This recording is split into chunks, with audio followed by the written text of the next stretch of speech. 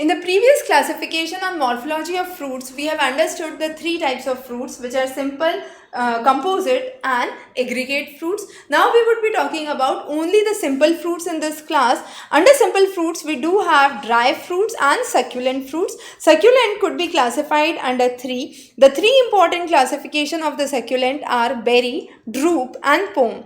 Now berry is where you have a true berry which has the superior ovary. A good example is grape, tomato. Then we have inferior or the false berry, which is derived from the inferior ovary, and here good examples are banana and guava. There are also some special modifications that could be seen. For example, made from bastula is pomegranate, from pepo is cucumber, and from herspedium is orange. So this is about berry. Coming on to drupe. Drupe is a fruit which is known as stone fruit. Mango is a good example. Almond is another good example where endocarp is hard and stony. However, the epicarp is a rind and mesocarp is fleshy.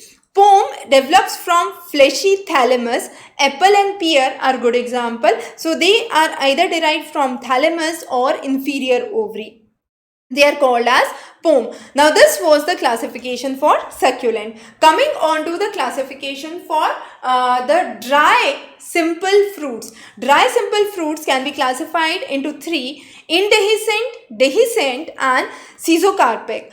Indehiscent is where the pericarp remains intact and when the fruit is shed from the plant. However, in the case of dehiscent, the pericarp does not remain intact. That's the main difference. So, indehiscent are known as ichneal, and ichneal are again classified into 5 types. All of these are classified into 5 types. So, we'll first talk about the ichneal or the indehiscent fruit. Ichne develops from monocapillary unilocular ovary.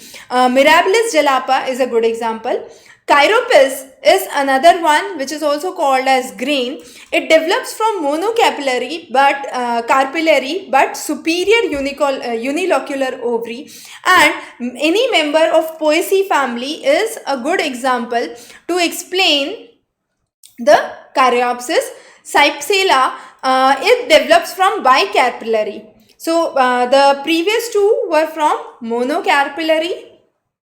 Cypsela is from bicarpillary. Pappus may be present for dispersal, and Taraxium is a good example. Nut, the pericarp becomes hard, woody and leathery. It usually have a trilocular ovary. Cashew nut is a good example, as the name suggests, it's nut.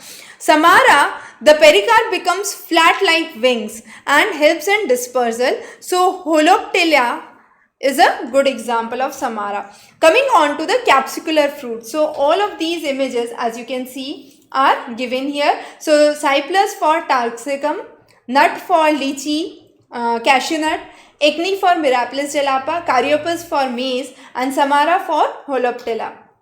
The next is capsular fruits, which are dehiscent. Now here the pericarp opens up at maturity and the seeds are released. Legumes, leguminous plants like pea is a good example. So any family which belongs to legume of pea is a good example. Follicle is where there is one suture. Delphinium is a good example with just one suture.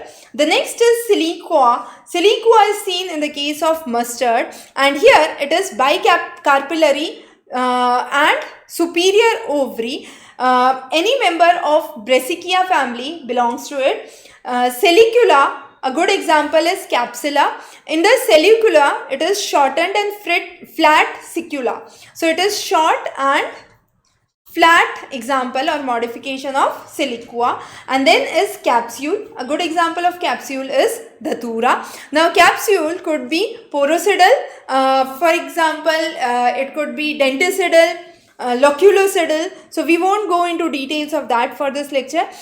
Details are available in the comprehensive material. So there are various types of capsules, and the examples of each capsule again are important. The next is schizocarpic. Schizocarpic means fruits that split. So there are Five important types again. Cremocarp, a good example of it is Coriandrum.